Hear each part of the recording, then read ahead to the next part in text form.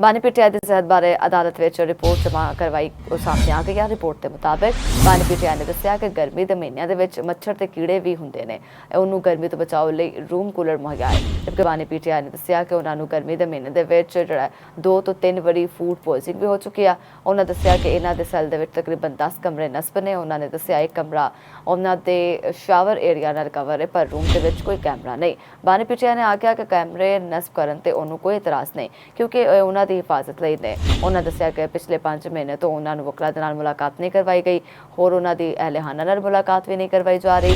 Jail superintendent की तब्दीली तो बाद उन्होंने अहलिया नाल हफ्ते में सिर्फ एक दिन मंगल वाले दिन 30 मिनट लिए मुलाकात कराई जाती है। बानी पीटीआई ने आख्या कि 2025 उन्होंने पुत्र कासम ते सलमान 2 वारी टैलीफोन से रबता करवाया गया, जबकि उन्होंने सैल के कोल जबकि 12030 फीट तक जोड़ा ग्रीन एरिया ताकि वो धुप लै सकन।